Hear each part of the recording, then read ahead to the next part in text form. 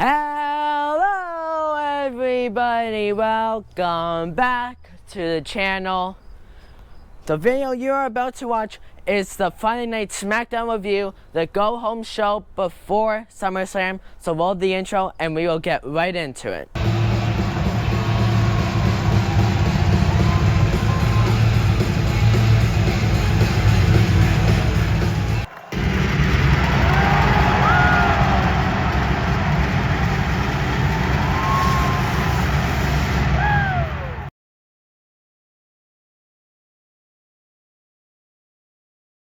Okay, so your show opened with Cody Rhodes cutting a promo that was interrupted by Solo Sikoa, Tama Tonga, Tamaloa, and Jacob Fatu, Bloodline 2.0.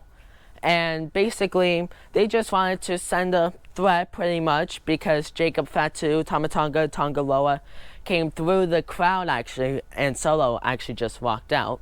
So obviously, they just want to send a message. And Solo actually challenged Cody Rhodes to a Bloodline Rules match. Now, the only other time that we've seen a Bloodline Rules match is actually at WrestleMania 40, the Sunday between Cody Rhodes and Roman Reigns. And that match was just amazing. You had The Undertaker, John Cena, Jimmy, Jay, Solo, so many people interfere. That's what a Bloodline Rules match is like. And Cody accepted the challenge. So now, the match for SummerSlam is still for the Undisputed Championship. The American Nightmare Cody Rhodes versus the phony Tribal Chief Solo Sikoa. And it is Bloodline Rules.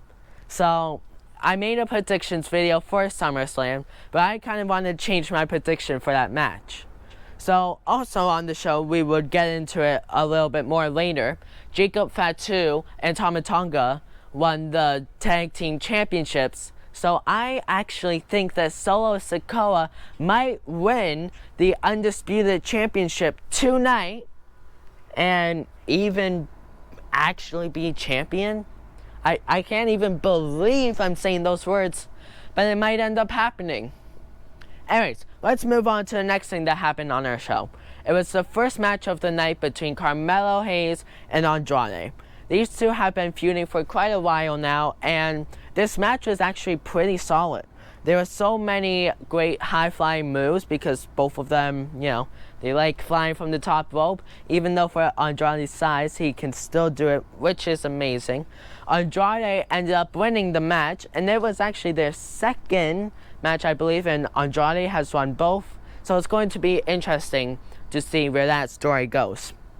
So next, it was Santos Escobar with Legado del Fantasma against Apollo Crews with Baron Corbin in his corner. There's actually lots of interesting moves in this match.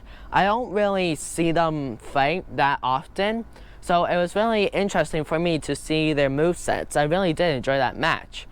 Anyways, Santos Escobar ended up winning, and honestly, was it the right move? I don't think so. I really do think Apollo Crews should end up getting wins sometimes, especially if you're going to have them on shows every week. But that's just my opinion. Who am I to say? Anyways, next, we were in Cleveland, Ohio for SmackDown, where we are for SummerSlam.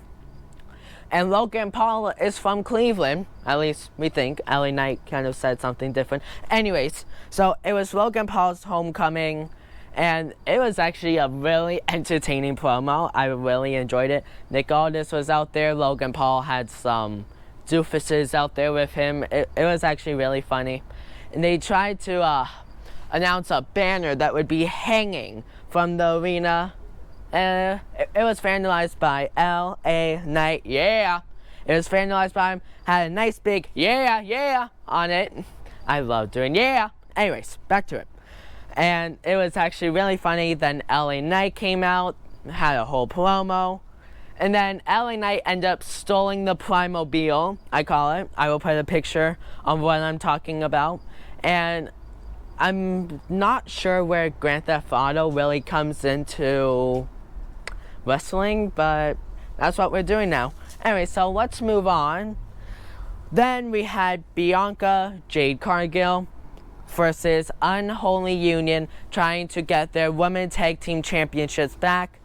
And it was a pretty decent match. It was worth watching. If I were you, I would watch it. But it did end in a disqualification thanks to Blair Davenport. So Unholy Union is still our women's tag team champions. In the main event of the show, it was the match for the men's tag team championships between DIY and the Bloodline of Tama Tonga and Jason Fatu. Anyways, so that was an incredible main event. I think it was a good way to end the go home show for such a big pay-per-view like SummerSlam, the second biggest pay-per-view of the year.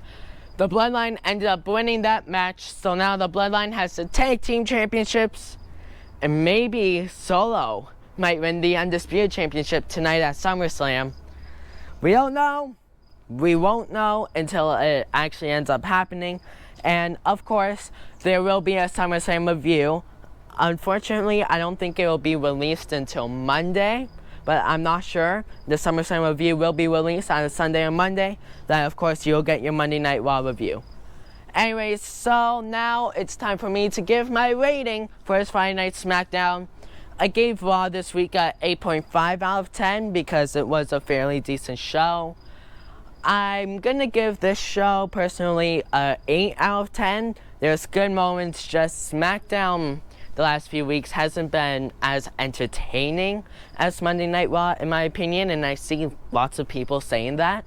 I'm not really sure why it feels like that, but it really does. So 8 out of 10 for this week's SmackDown. I will see you all for the SummerSlam review and the Monday Night Raw review. What are you doing? Gordy, what are you doing? Checking for the rain. Make sure you also go watch his video. He is just hilarious. My grandfather really does some crazy stuff, so make sure you watch those. And that's it. I'll see you all next time. Goodbye.